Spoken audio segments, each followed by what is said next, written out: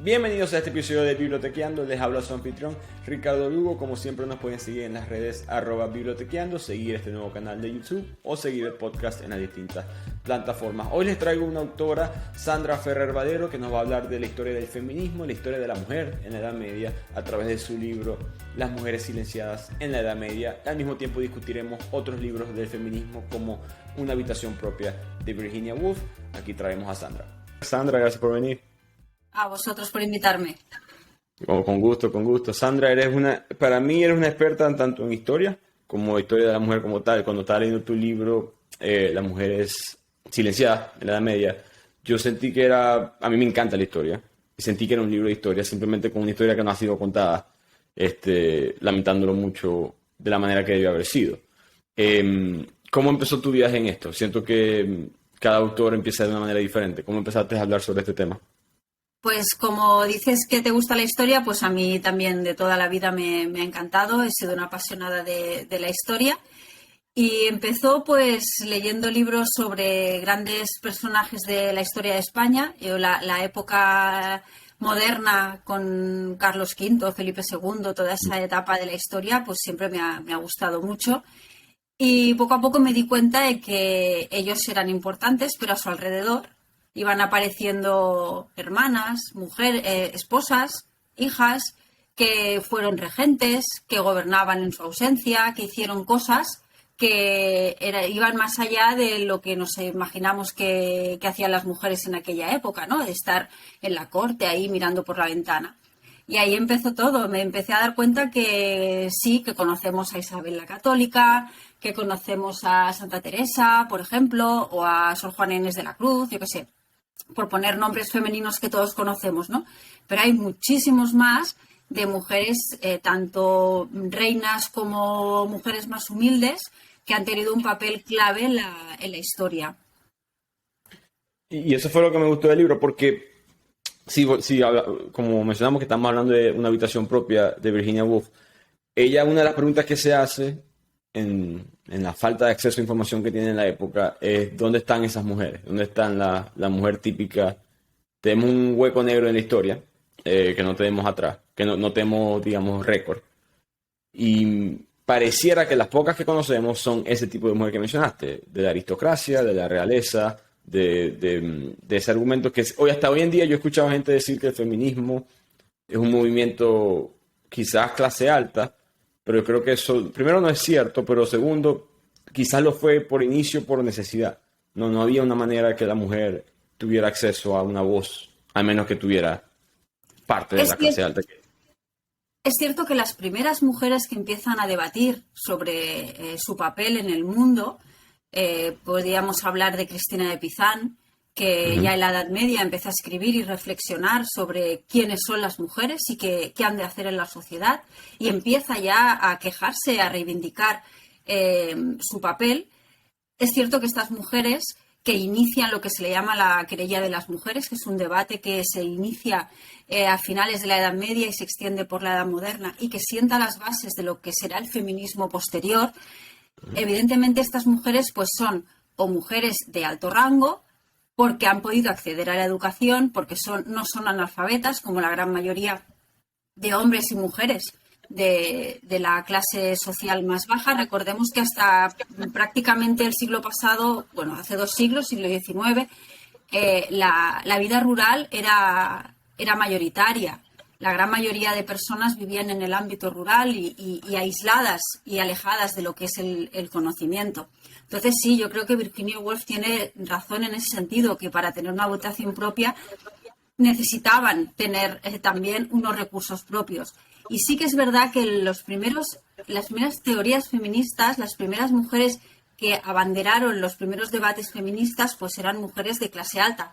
Pero poco a poco empezamos a encontrar a mujeres que empiezan a dar nuevas visiones, y nos encontramos que el feminismo ya en el siglo XIX se empieza a bifurcar. De hecho, muchas feministas más de izquierdas, más de clase obrera, durante mucho tiempo se negaban a ser llamadas feministas, porque la palabra feminista había surgido, como tú decías, a raíz de esos debates de esas mujeres de la clase de la de la alta sociedad. Yo siempre digo que eso no es ni bueno ni malo, sino que refleja la multiplicidad y el amplio abanico de ideas que tienen las mujeres, todas con un mismo objetivo, llegar a la igualdad de derechos, pero demuestra que la mitad de la humanidad, igual que la mitad masculina no es homogénea, la mitad femenina tampoco lo es. Entonces, ahí se crea un debate. La historia del feminismo es una historia muy interesante precisamente por eso, porque no es una única voz. Son diferentes voces desde diferentes ámbitos y cada uno con su propio enriquecimiento. ¿Cuál es digamos, la voz tuya? ¿Cómo ves tú esa imagen, digamos, del movimiento para ti? En la actualidad, En el actual, correcto, hoy en día. pues yo veo que es un poco un reflejo de lo que era en el pasado, cuando, al menos en el caso de España, que es donde yo vivo, y creo que en Estados Unidos y en muchas otras partes del mundo hay muchos debates, ¿no?, entre mujeres más conservadoras y mujeres más progresistas, o unas más de izquierdas, más de derechas, que se posicionan pues con cosas tan controvertidas como el derecho al aborto, como ahora ya no se habla del derecho a votar, eso al menos en los países occidentales ya está superado. Ahora se hablan de otras cosas, de la maternidad, pues esto, del derecho al aborto, de muchas otras cosas que evidentemente reflejan lo mismo que sucedía en el pasado, que hay mujeres que, siendo feministas y defendiendo sus derechos, hay cosas que, bueno, las ven más o menos desde un prisma o desde otro. Por ejemplo, el enfoque de la maternidad.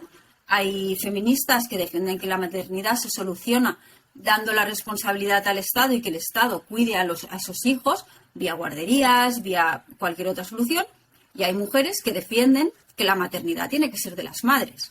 O sea, una cosa tan esencial y, de hecho, que se lleva debatiendo desde casi el principio de los tiempos, podríamos decir, ¿no? Entonces, yo creo que en la actualidad el debate sigue siendo rico, por lo que decía al principio, porque las mujeres no son homogéneas en sus ideas. Defienden. Yo creo que las ideas originales del feminismo original, como decía Cristina de Pizan, del derecho a la educación y el derecho a la dignidad, que imaginémonos ya lo primero que pedían simplemente, que se les reconociera una dignidad como ser humano, como individuo, como ciudadano, eso ya está superado. Al menos, como digo, en países occidentales. Hay otros países que podríamos hablar largo y entendido que aún no han llegado a ese punto, pero yo creo que en nuestra sociedad esos primeros debates feministas están superados y ahora estamos en otra fase. En la historia del feminismo hablamos de olas del feminismo. Bueno, pues podríamos decir que estamos en una tercera o cuarta ola precisamente por eso, porque ahora se pone el foco en otras cosas. Y yo creo que ahora se nos olvida que la lucha actual parte de una base mucho mejor que la de nuestras ancestras, de las mujeres del siglo XIX o del siglo XVIII, etcétera. Nuestras demandas son igualmente legítimas, pero parten de una base mucho más cómoda o mucho más buena que la que tenían nuestras abuelas, nuestras bisabuelas a la hora de reivindicar sus derechos. No, de acuerdo. Y creo que dentro de todo eso se entiende. Creo que uno se tiene que comparar con la época, ¿no? Yo siempre a veces, mucha gente, claro, yo como latino en Estados Unidos, es un grupo que está por debajo socioeconómicamente comparado con el promedio. Mucha gente a veces te dice, pero ¿cómo estaban ustedes hace 100 años? ¿Están mejor? Bueno, sí, pero es que yo no viví hace 100 años, ¿no? Yo vivo ahorita. Yo me comparo con ahorita. Entiendo los dos puntos, por si acaso. Hay un contexto histórico que siempre hay que tener la base de eso. No creo que empezar sin mirar para atrás es peligroso. Pero estoy de acuerdo contigo. Mencionaste a Cristina Pizan 2 veces, que la mencionas mucho en tu libro. Me encantó la historia de ella. Me parece que tenía comentarios, creo que son radicales hoy en día. No me imagino hace 500, 600 años. ¿Cómo llegaste a ella? ¿Cuál fue el proceso? ¿Fue difícil conseguirla? ¿Era algo que quizás en España ya más famosa? Cuéntanos un poco su historia. Pues mira, ahora sí que cada vez se va conociendo más, pero es verdad que cuando yo descubrí a Cristina de Pizan, la descubrí en una revista especializada en historia medieval y me quedé absolutamente perpleja porque, como te decía al principio, ¿no? A mí me gusta la historia, leía pues sobre Carlomagno, no sé, la Edad Media, los castillos, y cuando te das cuenta que en aquel relato masculino, principalmente, encuentras a una mujer como Cristina de Pizán, que para resumir muy brevemente su historia, era la hija de un médico de la corte francesa, se queda viuda y decide, en vez de volverse a casar para vivir protegida por un marido en la Edad Media, decide vivir de su propia palabra escrita. Ya con eso nos da una idea de lo valiente que era esa mujer. Cristina de Pizán acabó escribiendo crónicas reales, cosa que solo hacían los monjes de Saint-Denis.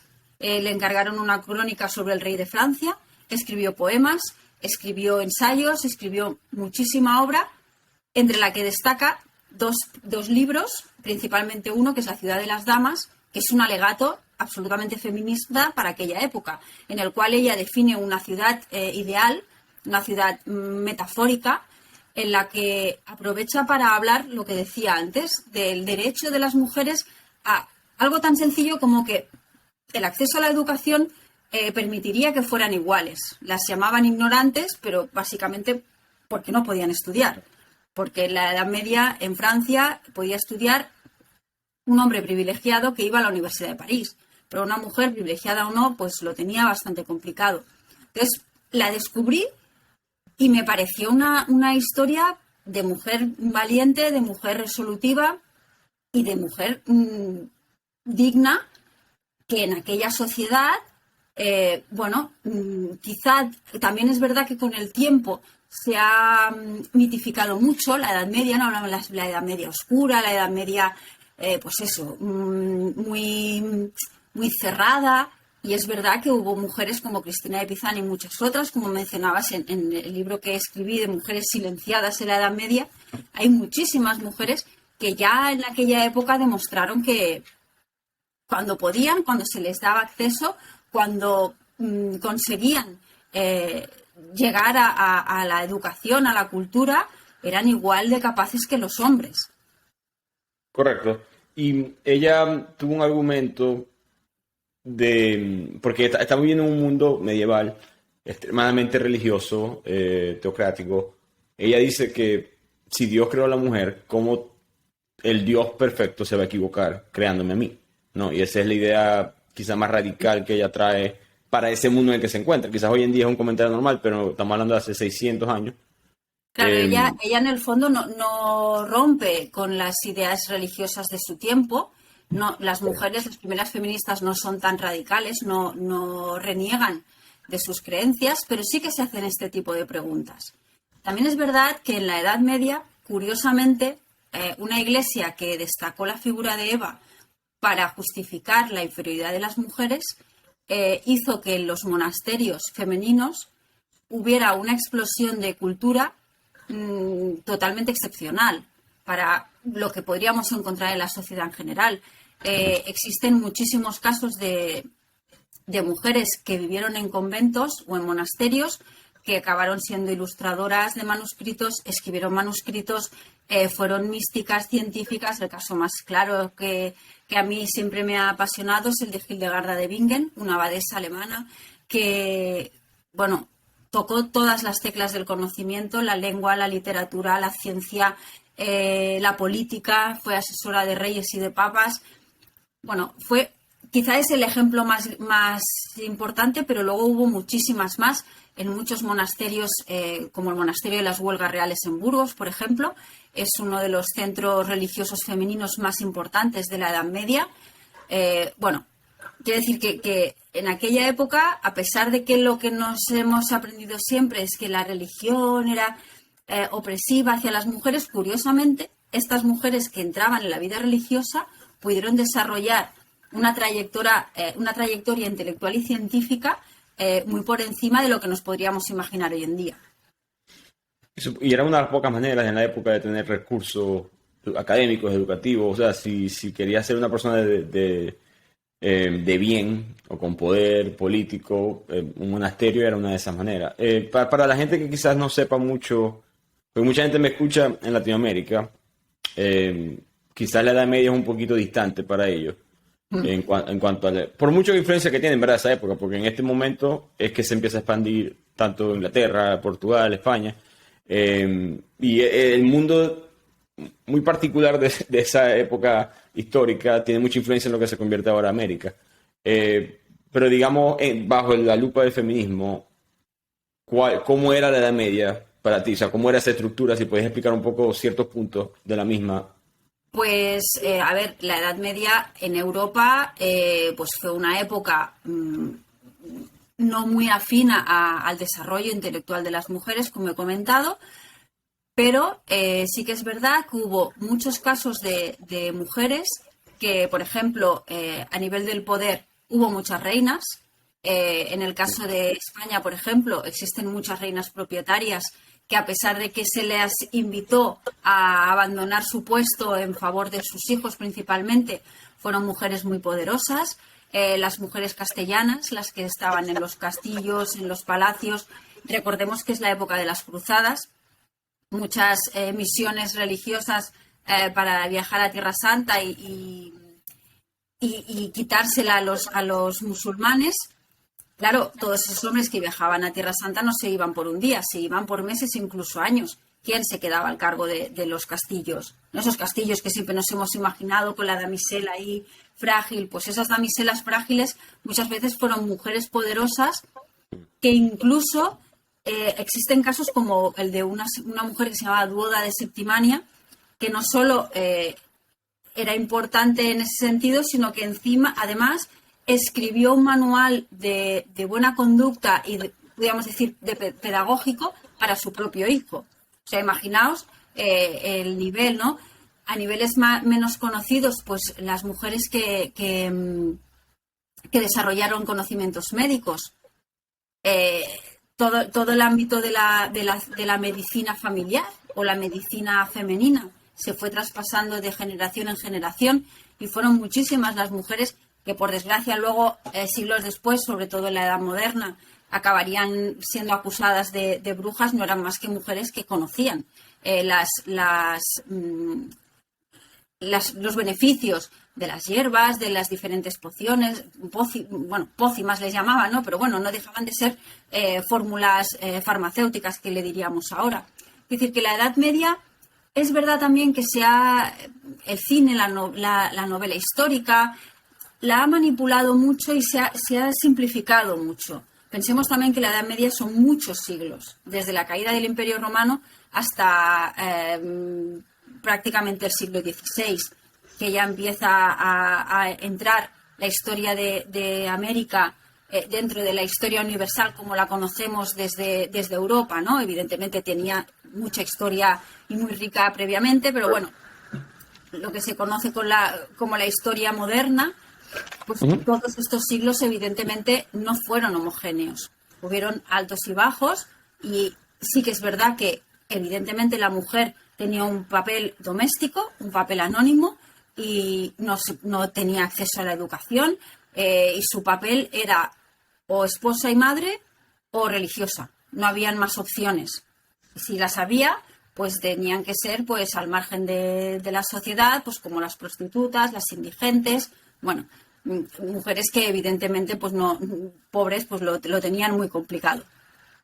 No, de acuerdo, eso fue algo interesante de tu libro, que hablas de esos monasterios de mujeres, esas monjas, sin querer queriendo, porque no era la intención, pienso, del sistema. El apartar a la mujer y darle su propio espacio les permitió que se desarrollaran un poco. Al final tú tienes una frase en tu libro, creo que dices que la iglesia en esa época era un grupo, hasta cierto punto hoy en día, un grupo alejado de las mujeres, era simplemente un mundo aparte. Y por lo mismo esta especie de segregación sexual permitió a las mujeres que descubrieran este mundo de la medicina, de otras cosas, especialmente con el parto, y desarrollar una especie de tecnología y cultura. Sí, sí, totalmente. De hecho, es curioso que al principio de la Edad Media existe lo que le llamaban los monasterios dúplices. O sea, hubo un tiempo en el que monjes y monjas convivían en espacios comunes y luego tenían sus espacios separados. Y en estos entornos a veces incluso era una madre abadesa la que controlaba la gestión del monasterio, que no tenemos que olvidar que un monasterio en la Edad Media en Europa era prácticamente lo mismo en algunos casos que un señor feudal que tenía su castillo y sus tierras. Hubo monasterios que a su alrededor consiguieron aglutinar tierras, siervos, y la abadesa que lo tenía que gestionar tenía que ser tan capaz como cualquier gestor administrativo de nuestros días, ¿no? Tenía que saber de contabilidad, tenía que saber gestionar todos los recursos, tenía que ser una persona capacitada. Totalmente. Creo que el primer libro que yo leí en cuanto a eso, creo que fue Los Pilares de la Tierra de Ken Follett, que habla mucho de la formación, de cómo se forma, la realidad de cómo se formaba una iglesia, un monasterio y la política que estaba involucrada en eso. Tu libro también lo explica. Te quería preguntar sobre, porque estás hablando de la iglesia, cómo, o sea, la iglesia no fue el origen, o perdón, quizás lo fue, disculpa, te quiero preguntar, ¿cuándo ves tú el origen de este patriarcado como se conoce hoy en día históricamente? Hay distintas teorías, difícil. Yo personalmente creo, y bueno, lo he leído en muchos historiadores, que el patriarcado como tal empieza cuando empieza la dominación de la propiedad, ya en tiempos del Neolítico, cuando empiezan las guerras, cuando empiezan los conflictos para conseguir territorios, y la guerra se impone como una herramienta para conseguir dominar al vecino. Las mujeres se convierten en seres inferiores porque son las que tienen a los hijos y las que no pueden ir a guerrear. Entonces se forma esa imagen que todos tenemos en la mente de la mujer en casa y el marido, el padre, el hijo, el hermano yendo a guerrear, simplificando mucho, ¿eh? Entonces, esta situación del patriarcado que se ha extendido a lo largo de la historia y en los 5 continentes prácticamente, la han ido abrazando las diferentes culturas y civilizaciones en distintos formatos. Es decir, con más o menos intensidad, pero en la antigua Grecia, el famoso gineceo, que era el entorno en el cual quedaban recluidas las mujeres, una Grecia en la que los ciudadanos eran los hombres y ellas eran las que traspasaban la ciudadanía pero no tenían poder, un imperio romano en el cual las matronas romanas tenían cierto poder pero no tenían acceso a cargos públicos. No encontraremos senadoras, no encontraremos mujeres juristas, ni en las legiones romanas, ni mucho menos. Cuando se incorpora la Iglesia le da una visión religiosa, le da una visión teológica a esta inferioridad de las mujeres. Pero es una inferioridad que cuando llega el siglo XIX o incluso antes, el siglo de la razón, de las luces, cuando llega Darwin y da sus propias visiones de la creación del mundo y se confrontan el creacionismo con el evolucionismo, al final Darwin sigue diciendo también que las mujeres son inferiores. Quiere decir que cada momento de la historia y cada vez que algún ente o poder ha estado controlando la situación, siempre lo ha hecho poniendo el acento. O sea, todos han estado de acuerdo en algo, en que las mujeres eran inferiores. El caso más claro, que yo lo explico en mi último libro, La Revolución de las Invisibles, es la España medieval. La España medieval fue una confrontación entre la España cristiana, la España judía y la España musulmana. Se entremezclan estas 3 culturas, no siempre pacíficamente, pero si en algo estaban de acuerdo era que las mujeres tenían que estar en casa. Es curioso.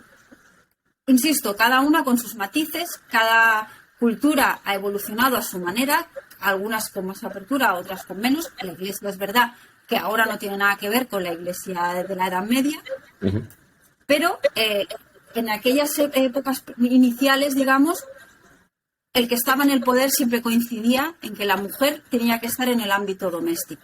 Muy difícilmente, el caso de Egipto, por ejemplo, es muy interesante, porque sí que en Egipto existieron leyes que le daban derecho de propiedad a las mujeres, podían acudir a juicios, tenían ciertos derechos que otras civilizaciones como la griega o la romana no tenían. Pero luego en la práctica, bueno, al final casi todas acababan pues conformando lo mismo. De hecho, ¿por qué el feminismo ha explosionado en todas las partes del mundo? Pues precisamente por eso. Claro, una respuesta común a un problema común. Exacto. te iba a preguntar, hay un libro, yo hace poco le hice un resumen a un libro que se llama El amanecer de todo, que básicamente argumenta de que este sistema de... te quiero preguntar si tú crees que eso fue a propósito de una manera de que no, odiamos a las mujeres, queremos mantenerlas abajo, o simplemente fue una estrategia de estamos peleando por poder político, económico, financiero y queremos simplemente eliminar 50% de la población de este problema. Porque, por ejemplo, ellos argumentan que, digamos, la misma arqueología te cuenta de que con el cultivo vinieron muchos problemas. Con la agricultura, propiedad privada, etcétera, vino muchos problemas. Y ellos dicen, este es el mismo cuento de Adán y Eva. Adán y Eva estaban tranquilitos, eran nómadas, vivían felices, en contacto con la naturaleza, éramos iguales, y después Eva se come una fruta y viene todo hacia abajo, ¿no? Y este argumento de la agricultura es básicamente lo mismo, dicen ellos. Porque la mujer, según la teoría histórica, es la que inventó la agricultura por esta separación de que la mujer se quedaba, el hombre cazaba. Probablemente la mujer fue la primera que sembraron y crearon este concepto. Entonces es lo mismo, estás diciendo que la mujer inventó algo y de ahí en adelante todo lo mal vino. O sea, el argumento de ellos es, se hacen la pregunta, no tienen respuesta, se hacen la pregunta si muchas de estas cosas a veces son, no sin querer, sino simplemente, creo que la palabra es como que un error que viene acompañado de una intención, en este caso poder, dinero. No sé cuál es tu opinión en cuanto a eso. Pues la verdad que esta pregunta es muy interesante y yo ahora respondo a título personal, no hay ninguna corroboración científica detrás. Yo creo que ha sido un poco una inercia de la historia, que es verdad que, como decías, ¿no? Al principio las guerras, la propiedad hizo que la fuerza bruta fuera la que primara. Me puedo imaginar que a lo mejor una mujer embarazada, pues ir a guerrear no era la mejor de las situaciones ideales. Y entonces se forjó esa imagen generalizada, que también hay excepciones, de la mujer frágil versus el hombre recio y fuerte. ¿Por qué luego las siguientes civilizaciones, cualquier civilización avanzada, civilizaciones como la egipcia o la romana, que hicieron esos edificios tan imponentes que a día de hoy nadie ni sabe cómo los han construido, como aquel que dice, ¿no?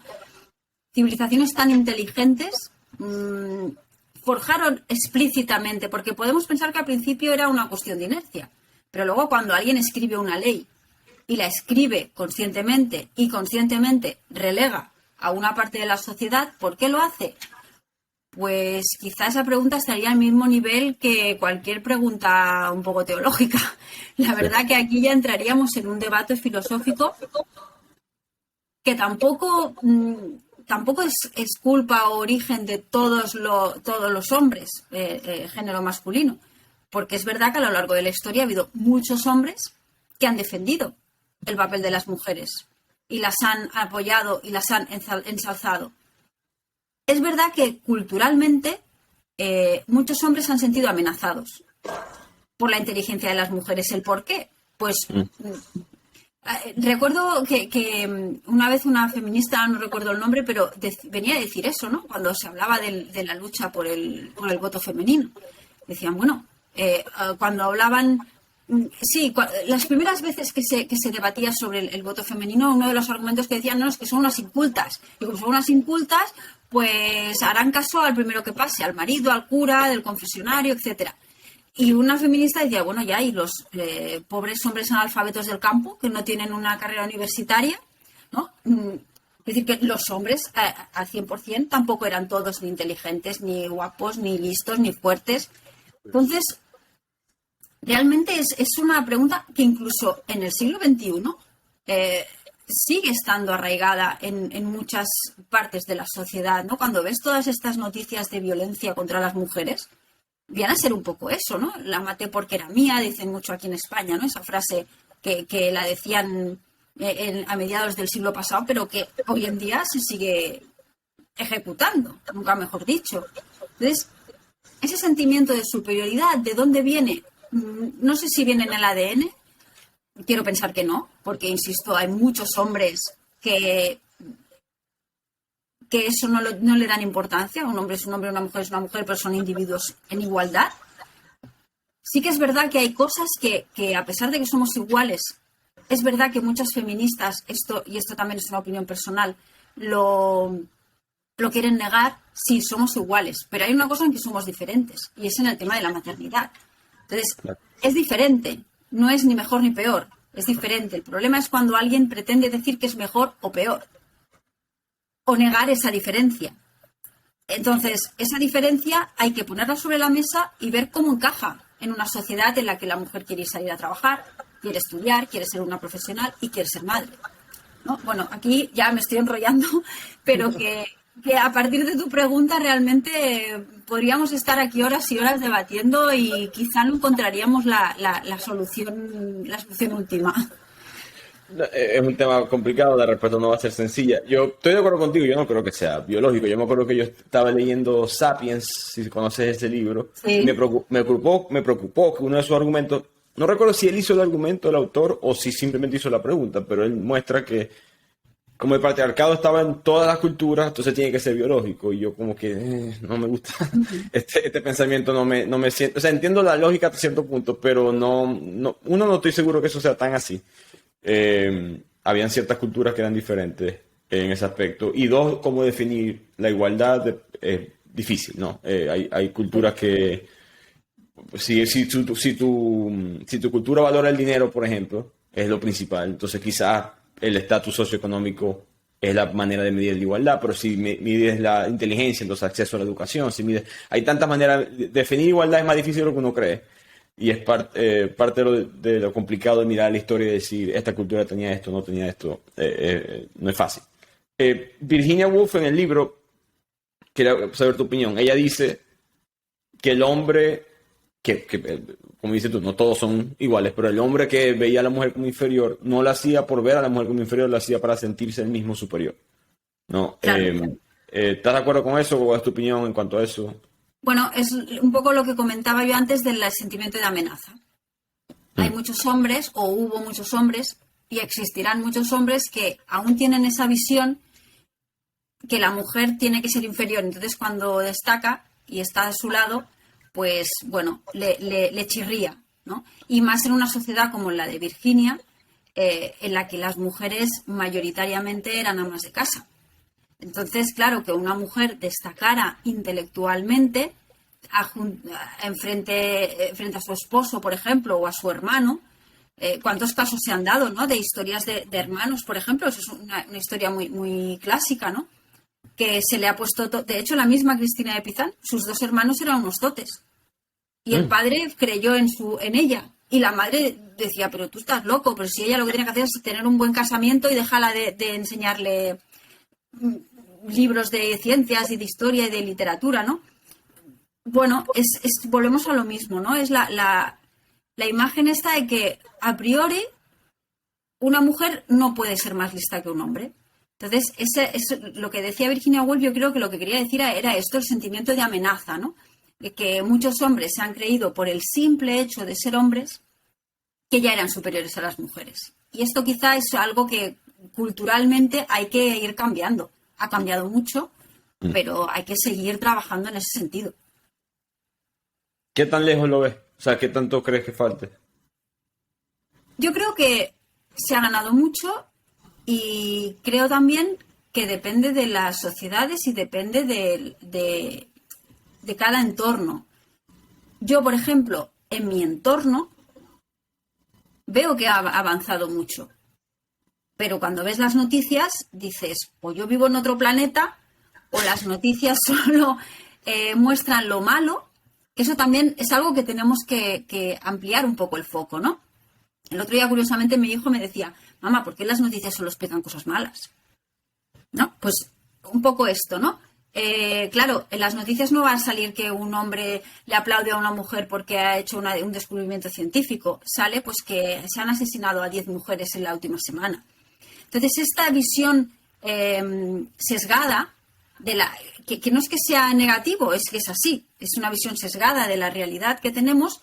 Yo creo que hay que hacer un estudio sociológico muy profundo Yo creo personalmente que se ha avanzado mucho, que mucha parte de la sociedad empieza a asumir, porque no hay otra, que hombres y mujeres somos iguales y tenemos los mismos derechos, y hay otra parte de la sociedad que sigue teniendo ese gen machista, vamos a llamarlo así, que le sigue pasando lo que decía Virginia Woolf, ¿no? Que para él es sentirse superior porque en el fondo se siente amenazado. De acuerdo.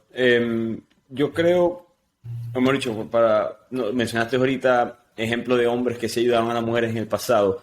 Por casualidad de la vida, ¿tú sabes la historia de James Barry? No sé si sabes esto. No. Esta historia creo que es más conocida en Venezuela. Francisco de Miranda fue uno de los próceres, de los fundadores de Venezuela, pues. Era Simón Bolívar y Francisco de Miranda. Sí. Había una mujer en Inglaterra, cuyo nombre ahorita se me olvida, disculpa, pero ella era muy inteligente y su padre se dio cuenta, la aristocracia se dio cuenta, y querían entrenarla como doctora, pero no podía ser doctora por ser mujer. Estamos hablando de los 1800, principios de 1800. Y no, el plan de Francisco de Miranda fue, la puedo utilizar para que forme parte de mi equipo de medicina en la guerra contra España, pero vamos a hacer que entonces que sea hombre por unos años para que pueda estudiar. Entonces ella se disfrazó como hombre. Me suena la historia de la que la estás explicando. Sí. Ella se disfraza como hombre, y puedo estar saltándome los detalles aquí, pues, pero ella se disfraza como hombre.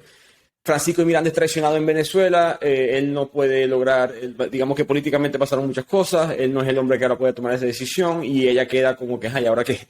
Porque mi plan era vivir en Venezuela. Fue en verdad uno de los primeros países de América con la libertad de voto para la mujer y estas cosas. Entonces ella iba a ir a Venezuela, ella lo veía como una oportunidad.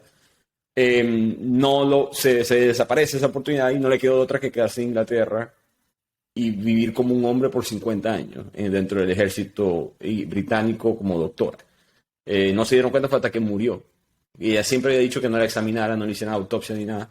Pero cuando la abren se dan cuenta que era mujer. Yo me pregunto cuántas otras personas como ella existieron, ¿no? Quizás no a ese extremo, porque esto es una historia bastante, digamos, única, pero cuántas mujeres, sé que Jane Austen, la autora, tuvo que escribir escondida en el sótano, porque no la dejaban. La misma Virginia ella mencionó que al principio de su vida no tuvo esas experiencias que quería. Tú como autora, que tú que eres autora, ¿piensas que pudiste haber sido autora hace 100 años, hace 200 años? ¿Crees que...? Yo creo que no. No, ¿verdad? Sí. Yo creo que no. Y como decía Virginia Woolf, ¿no? Aquello de, creo que fue Virginia Woolf, para, si no me equivoco, que Anónimo seguramente era mujer, ¿no? Exacto. No, yo pensaba en eso, pero... Sí. La propia Jane Austen escribió, creo que fue la primera novela, como una dama. Las hermanas Bronte escribían con apodos masculinos. Las tres tenían, creo que era con la misma inicial, se inventaron 3 nombres y escribían como hombres. Bueno, hay muchos casos de muchas escritoras médicas, como has nombrado, y sobre todo muchas mujeres soldado también.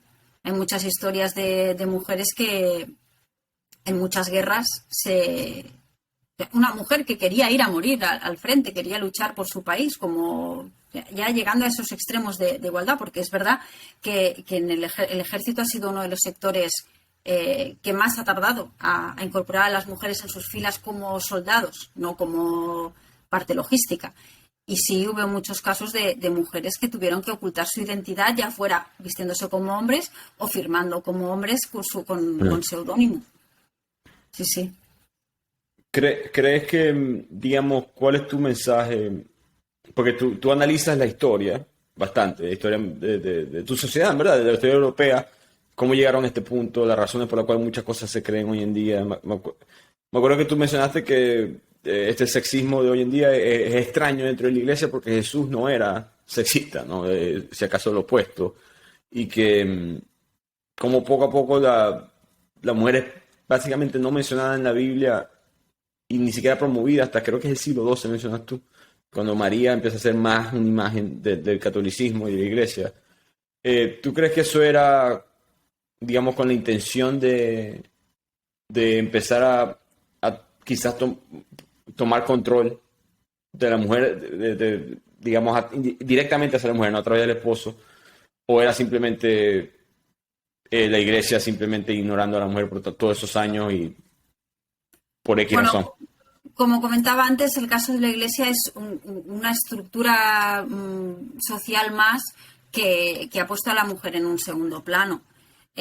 Y de hecho, el caso de la iglesia es diferente porque es curioso que pone en un primer plano, es verdad, a una mujer, que es María, y la pone como un modelo, pero es un modelo inalcanzable, porque la figura de María no se puede completar al 100% por otra mujer, porque María, según la iglesia, era virgen, pero fue madre.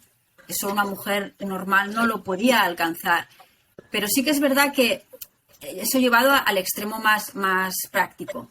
Sí que es verdad que yo pienso que al extremo más filosófico, más teológico, es un poco una figura que refleja un modelo que la Iglesia quería para la mujer, que era el modelo de esposa y madre, el modelo de mujer virtuosa, en contraposición a la mujer pecadora que era Eva. Pero insisto, el caso de la Iglesia es un caso más de patriarcado en ese sentido. Y es curioso que dentro de la Iglesia ha habido muchísimas mujeres. De hecho, la Edad Media, volviendo a la Edad Media, es la época de la historia en la que se han santificado más mujeres. Hay muchísimas mujeres santas de la Edad Media y mujeres que no fueron precisamente mujeres sumisas. Fueron mujeres. Santa Catalina de Siena, por ejemplo, amonestó muchas veces al Papa. Santa Clara de Asís también discutió mucho con San Francisco. Es decir, que una cosa es la teoría o la imagen que se ha dado y la otra cosa es cuando aprofundizas un poco en ciertas historias. Sor Juana Inés de la Cruz, por ejemplo, que es la gran escritora religiosa de Hispanoamérica, ¿no? Que tiene una obra preciosa. Bueno, son mujeres que dentro de la Iglesia tuvieron una autoridad que se la daba a la propia Iglesia, porque en verdad quien ha nombrado doctora de la Iglesia a 4 mujeres ha sido la propia Iglesia. Podían haberlo hecho. O beatificar o santificar a muchísimas mujeres, no solo mujeres que simplemente tuvieron estigmas o visiones, no, mujeres, pues como Hildegarda de Bingen nombraba antes, mujeres con mucho poder, que dijeron la suya e, insisto, criticaron a las propias estructuras de la Iglesia. Por eso que a veces lo que sí que es importante a la hora y por eso yo animo a leer mis libros o cualquier libro de historia, es que la historia nunca es blanca y negra. Tiene muchos matices de grises muy ricos, que nos ayudan a ver que sí que hay un hilo conductor, pero sí que es verdad que hay muchos matices que no podemos olvidar. No nos podemos quedar en la anécdota. Como decía antes de la Edad Media, que está siempre la imagen esa del caballero andante y la damisela con el cucurucho. Esa no es la imagen de la Edad Media. La Edad Media es mucho más rica. Igual que la imagen antes que has mencionado, ¿no? La historia de Hispanoamérica. Cuando empieza desde aquí, desde España, le llamamos el descubrimiento, no sé cómo llamarlo, ¿no? Pero bueno, ya nos entendemos. Cuando llegan las primeras comunidades religiosas a Hispanoamérica, hubo casos de muchas mujeres que fomentaron la creación de monasterios y de centros religiosos educativos en los cuales se abrieron las puertas a las mujeres indígenas. Se les dio la posibilidad, el caso de Catalina Bustamante, por ejemplo, en México, dio la posibilidad a las mujeres de alfabetizarse. Es verdad que también tenían la intención de cristianizar y de... Insisto, son muchos matices, pero tenían una vocación, creo yo, positiva, ¿no? Podían haber cerrado las puertas a las mujeres indígenas y decir, no, ellas que sean analfabetas. Quiero decir que hay mucha historia rica de mujeres maravillosas de la Iglesia, de no la Iglesia, de muchísimas... De hecho, en el libro Pioneras del Feminismo, que me alejo un poco lo que tú decías, ¿no? De hablar solo de Europa, que también rescato la historia de feministas de Sudamérica, de Estados Unidos, del mundo musulmán. Te das cuenta que en todas las sociedades hay mujeres brillantes y hombres que también las apoyaron.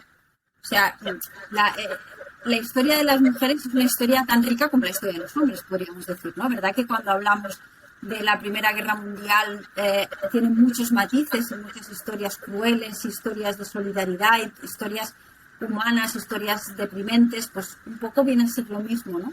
La historia de las mujeres es una historia que tiene que ser contada y tiene que ser disfrutada en todos sus matices. Nuevamente aquí con Sandra Ferrer Valero. Sandra, te pueden seguir en eso mismo que dije, ¿no? Sandra Ferrer Valero, autora de La Revolución de las Invisibles, pionera del feminismo y mujeres silenciadas en la Edad Media. Sandra, para terminar aquí con la entrevista, que me ha encantado esta conversación contigo, ¿cuál es el mensaje, ¿no? Volviendo a una habitación propia de Virginia, ya habla de que le encarga a las mujeres de que sean modelos a seguir a sus hijas, porque ella siente que no tuvo modelos en el pasado. A ella le cuesta conseguir, recordemos esto de 1929, no hay acceso a la información como hoy en día. No está el libro de Sandra todavía, entonces no se sabe qué mujeres en la historia han logrado cosas positivas. Entonces ella le pide a las mujeres que tenemos que empezar a hacer eso. ¿Cuál es tu mensaje?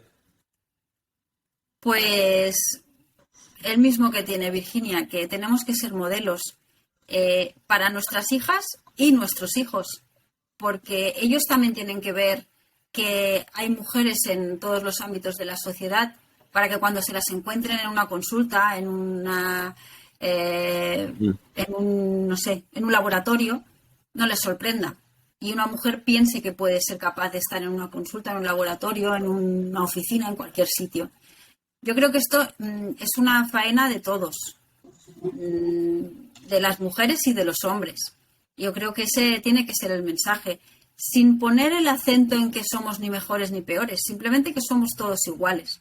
En el momento en que no sea importante definir si es hombre o es mujer la persona que hizo esto o lo otro, entonces es que habremos conseguido una igualdad de verdad.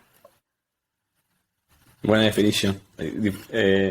Mi estudio preferido en cuanto a eso que estás diciendo, por lo menos es occidental, en Estados Unidos, no sé si aplica a todas las demás culturas, pero en Estados Unidos hubo un estudio muy famoso que mostró las mujeres que nacen con madres que trabajan ganan más dinero que las mujeres que no, más adelante en su vida. Entonces, volviendo a tu punto del ejemplo, ¿no? Y eso son las dos cosas, porque si la mujer va a trabajar, el padre va a tener que ayudar de una u otra manera. A ambas mujeres en caso de una pareja gay que esté adoptando, etcétera. Siempre hay la paternidad-maternidad siempre va a ser una colaboración, creo yo. Y creo que ese mensaje tuyo es muy importante, de que no es que las mujeres tienen que solucionar el problema ellas solas. Son ellas las que llevan la batuta, son ellas las que llevan la imagen, pero uno tiene que ayudar en lo que pueda. Exacto. Bueno, Sandra, mil gracias por tomarte el tiempo. Mucha suerte. ¿Cuáles son tus planes a futuro? ¿Algún otro libro? ¿Alguna otra? Pues mira, ahora en abril sale otro libro en este caso de pintoras. Okay. Espero que guste y ya estoy metida en otro proyecto. Porque al principio pensaba que habría poco de qué decir de las mujeres, pero hay muchísimo que contar. Bueno, vas a estar ocupada entonces. Bueno, aquí te recibimos si quieres discutir nuevamente. Muy bien. Dale, Sandra, saludos. Igualmente, gracias.